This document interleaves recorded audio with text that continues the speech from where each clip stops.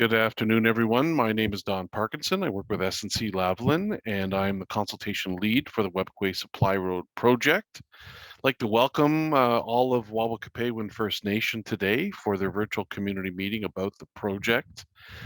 Today, we're going to run through a presentation which was pre-recorded, and in that presentation, we're going to talk a bit about the project and what we've been doing on the project, just to provide an update, where we sit in the actual environmental assessment and impact assessment processes as well. And then after the pre-recorded video, we're going to come back live, talk about input that we received from the community. We met with the community twice, about 2 years ago, actually, in 2019. Prior to COVID, and got some feedback from them. So we'll talk a little bit about that feedback, and then we'll see if we have any questions from community members.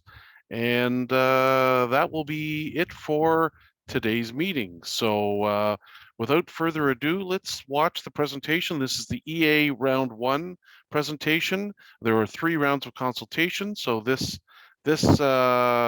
phase talks about the process that we're involved in right now, where we are in that process, where we are in the project, and then we'll have 2 more rounds of consultation where we will be having community meetings, hopefully in person as well. So let's watch the pre-recorded presentation, then we'll come back and talk about input from the community.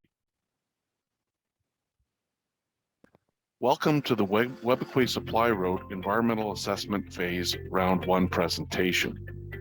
Today we are going to talk about the environmental assessment steps, what we have learned from communities, the importance of Indigenous knowledge, road route alternatives, and what happens next. For background, Webequie First Nation is about 250 kilometers from the Hudson Bay and James Bay coasts, and the road runs south of Webequie and then east to the Ring of Fire area. The purpose of the Webequie Supply Road is to move people and supplies to the Ring of Fire area, create jobs and business opportunities for community members, as well as skills training opportunities for young people. This would be done in a way that will preserve and strengthen the community's language and culture. The road will be 107 kilometers long, with 17 kilometers of the length actually within Webequie First Nation reserve lands. The corridor planning area is 2 kilometers, but the actual cleared area will be 35 meters. The road will make 3 large water crossings, one across Winisk Lake and the other 2 across rivers. And the project will also include temporary pits and quarries, equipment storage areas, and construction camps. Now we are going to talk about the environmental and impact assessment processes. There are 2 environmental assessments actually going on. There's an Ontario or provincial one and a Canada or federal one. Webequie is also doing their own internal assessment of the project. At the end, one report is created for review by Ontario and Canada. There is coordination between the federal and provincial EA processes at different points in the process. One body of documentation, though, one report, one body of documentation will be produced to address requirements of both the terms of reference, which is the provincial work plan for the EA, and what we call the tailored impact statement guidelines, which is basically the work plan from the federal side. Now we are going to talk about the communication we have had with Indigenous communities. When we were developing the work plan for the environmental assessment, also known as the terms of reference for the provincial environmental assessment process, we created a project website. We sent notices to communities, did virtual and in-person community meetings, and made project information available in many ways, such as through the website or by mail. And we've also accommodated during COVID by switching a lot of our in-person meetings to virtual meetings. We have received comments on the environmental assessment terms of reference or environmental assessment work plan from many First Nations and First Nation organizations. These comments are wide-ranging. They talk about many, many different topics. Some of the topics are focused on Aboriginal and treaty rights and interests. There's cumulative effects and the need for regional assessment. So looking at the broader effects of the project and looking at the project from a much sort of higher level in combination with other projects that are either planned or exist in the area. We heard comments on protocols, so ways of communicating with communities and the consultation process. We heard comments on environmental assessment or impact assessment, the actual undertaking of that work. And then we also received comments on participation in capacity funding, providing resources to communities so that they have the capacity to be able to review documents and conduct their own, for example, Indigenous knowledge studies. There were other comments on ownership and maintenance or operations of the road. There were comments on socioeconomic impacts of the project. There were a number of comments on climate change and greenhouse gas emissions, as well as water or water quality, and wildlife and plants had many comments as well. So there were comments from a lot of communities, a lot of First Nation organizations, and about many different subjects. Let's move now to talk a bit about the study plans. There are many studies involved in an environmental assessment. The technical team had to prepare detailed plans explaining to the federal government how these studies will be done. So these are very detailed sort of recipes as to how the work will be undertaken at a very technical level, and these were reviewed by the federal government, by experts in the federal government.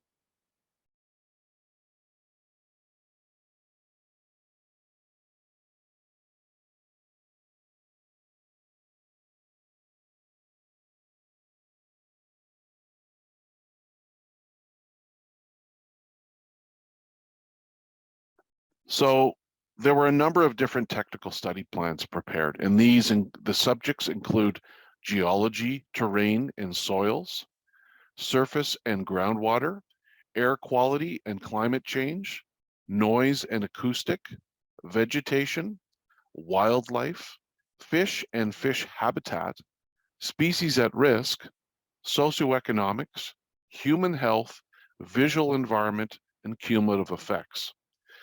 Our team also prepared fact sheets to summarize. Now we will talk about how an environmental assessment is done. There are many steps involved in an environmental assessment. One of the steps is to identify what we call valued components. Valued components are the environmental, health, social, economic, or additional elements or conditions of the natural and human environment that may be affected by the project and are important to community members, are of concern or value to the public, Indigenous peoples, federal, provincial authorities, and interested party. They are what people are concerned about. Then we have indicators. Indicators represent the resource, feature, or issue related to a valued component, so what's important to community members. And if these indicators are changed, they may demonstrate an effect on the environment. A better way probably to describe them is a way of measuring potential effects. And it's used in the assessment and evaluation of alternative routes and the overall effects of the project. Now let's talk a bit about assessment boundaries. For each thing that community members think is important to study in an environmental assessment, a valued component, a study area needs to be defined. These are different depending on the valued component, and that's a very important thing to remember. So there are three general study areas. What we call the project area or project footprint. Then we have 1 kilometer on either side of the road center, which is called the local study area, and the regional study area, which is 5 kilometers on each side of the center line of the road. Those are the general study areas. And this next map shows the three basic types of study areas relative to the two alternatives, the community-based alternative and the technically preferred alternative, which looks at the community-based alternative and makes minor changes to the route based on better terrain and soils and other factors. Let's now talk about the study areas for valued components more specifically. The study areas for valued components, or things that are important to community members, are determined by many different things, including what community members are saying, Indigenous knowledge, Indigenous land and resource use, and Aboriginal and treaty rights. Now we're going to move to talk a little bit about baseline studies. Think of baseline studies as a way of finding out the way things are now, so what we call existing conditions. And if we know that, we have something to compare to when looking at possible impacts of the project. So it's a snapshot, a picture of the way things are before the project.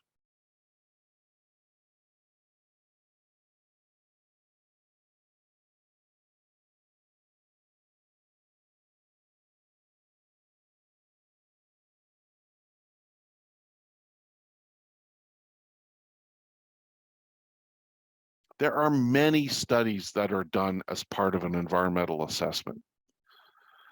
These studies look at three general areas: the natural, or what we call biophysical, socioeconomic, and cultural.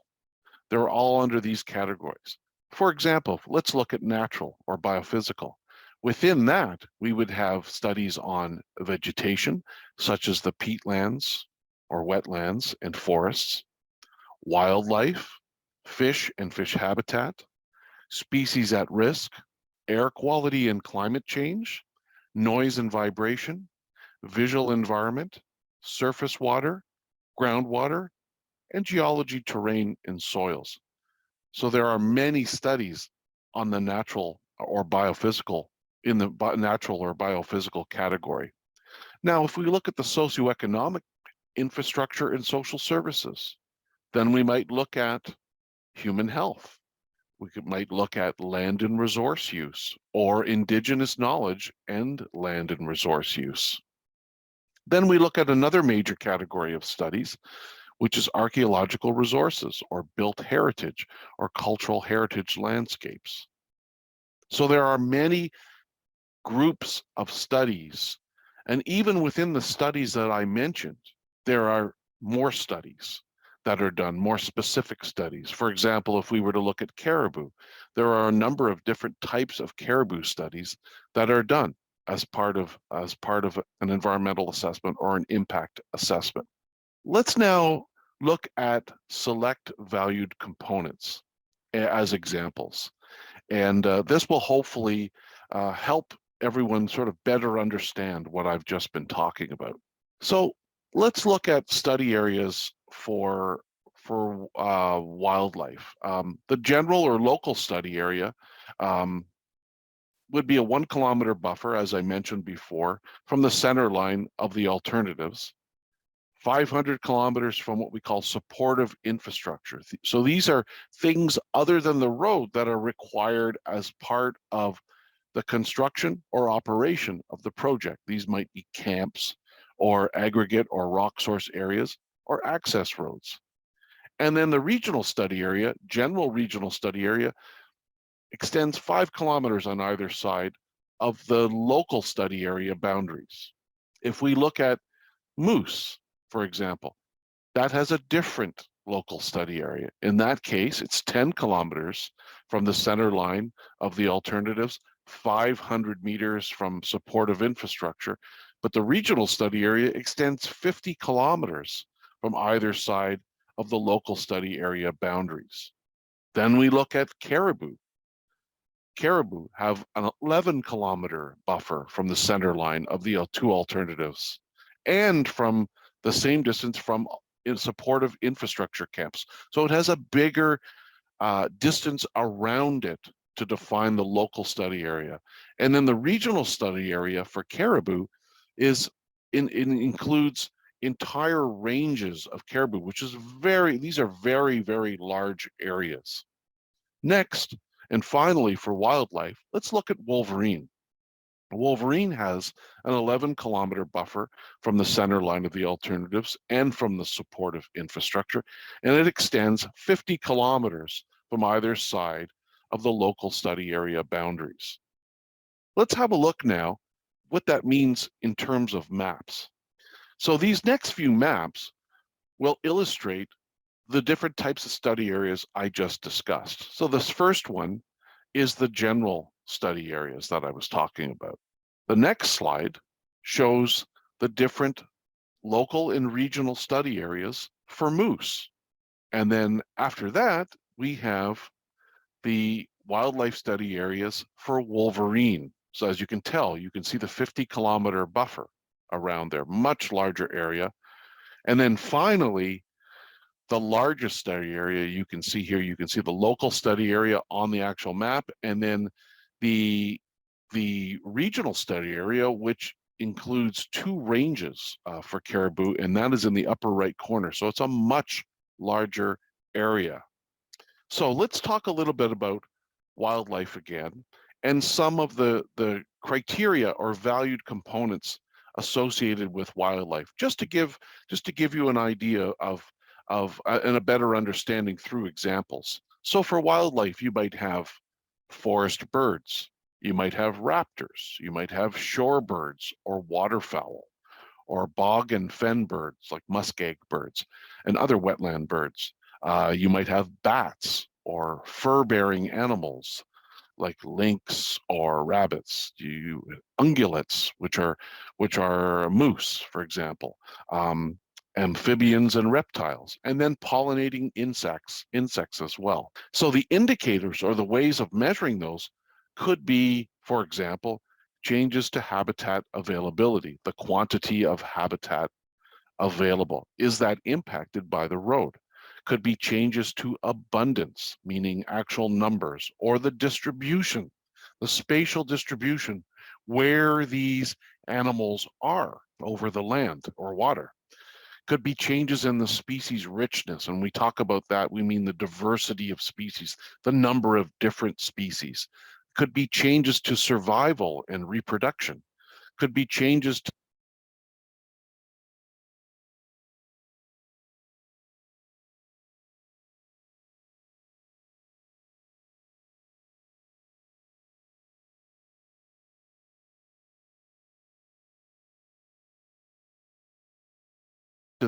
to predator access, habitat use, and population, or it could be changes in wildlife mortality or due to stress from. So let's talk a little bit about the baseline studies for birds.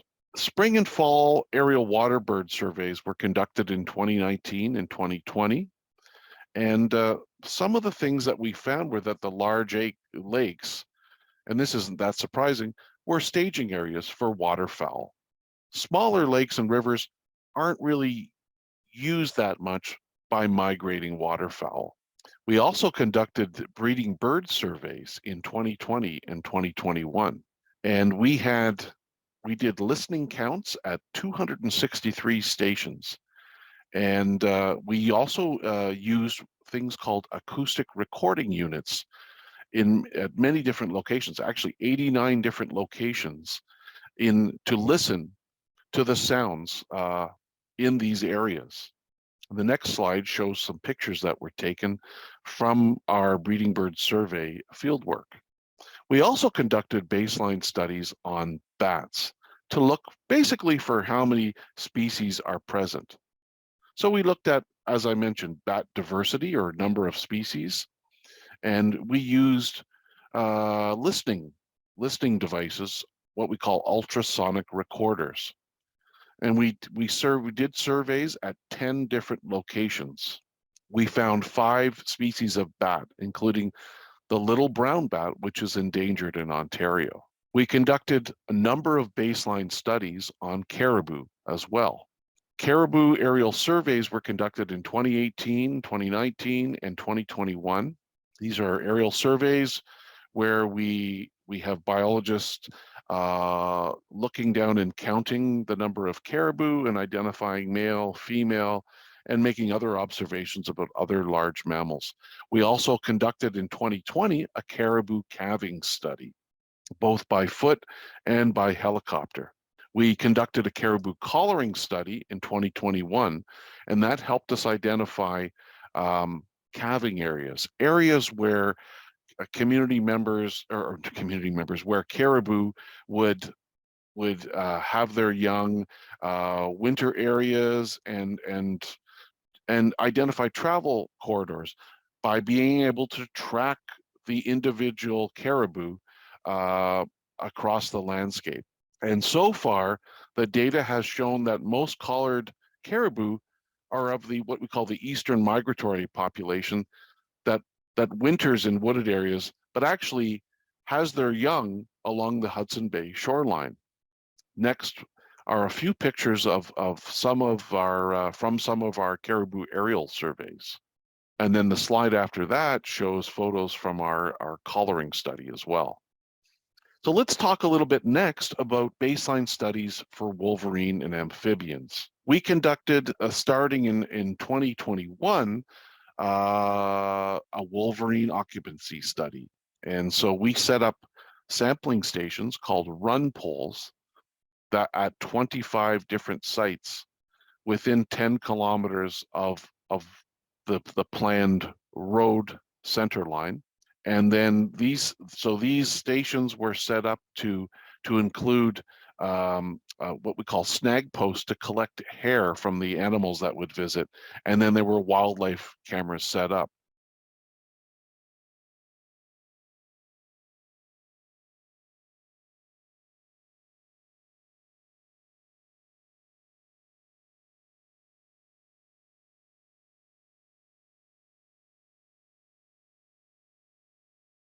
From this work, not only did we get a boundary of wolverine in Ontario, and so we've gotten some really interesting results from that.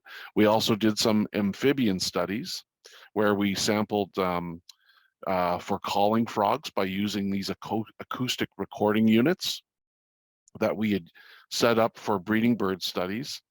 And this allowed for evening surveys to be done in these remote muskeg or wetland areas that we wouldn't be able to get access to otherwise. So next, let's move on to talk a little bit about Indigenous knowledge. A big part of an environmental assessment is Indigenous knowledge. We have, with the Webequie Supply Road project, an Indigenous knowledge program. We need communities to share their Indigenous knowledge with the technical team to help us identify potential project effects. This helps us avoid or reduce potential effects on Indigenous rights and interests.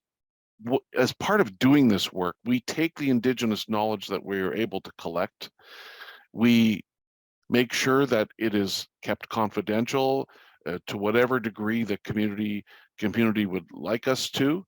And then we combine this information with the Western science information to very comprehensively identify impacts of the project. We want to work together with your community to collect important Indigenous knowledge. As I mentioned, we will respect the need for confidentiality. We have communicated with communities about the need to collect Indigenous knowledge for the project, and we've also invited communities to participate in our Indigenous knowledge program. So again, this is a very, very important part of this environmental and impact assessment, collecting Indigenous knowledge. And we really would like to encourage communities to provide that input to us so we can make sure that we've assessed impacts of the project very, very thoroughly.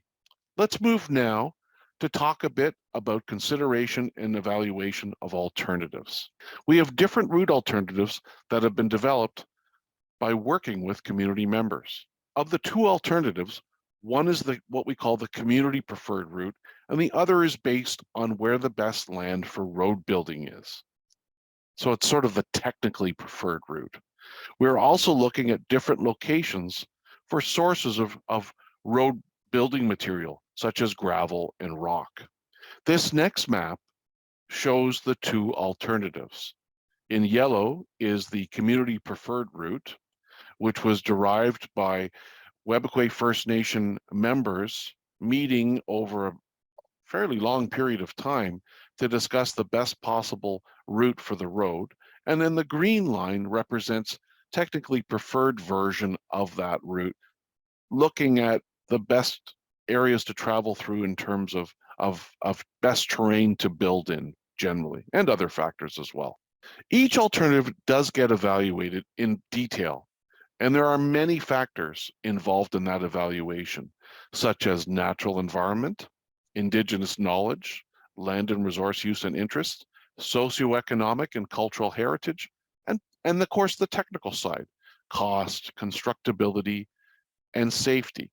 And the purpose of the evaluation of these routes and aggregate or rock sources is to identify a preferred route and preferred locations for sources for aggregate and rock that has the least potential for bad effects, for negative effects, and the greatest opportunity for controlling those negative or bad effects, and offers the community the greatest benefit as well. The evaluation of alternatives also considers other facilities that are part of building the road, such as temporary access roads to get to those gravel pits and quarries, for example, to get to the laydown and storage yards, construction camps, as well as bridges. Let's talk a little bit about consultation approach and next steps.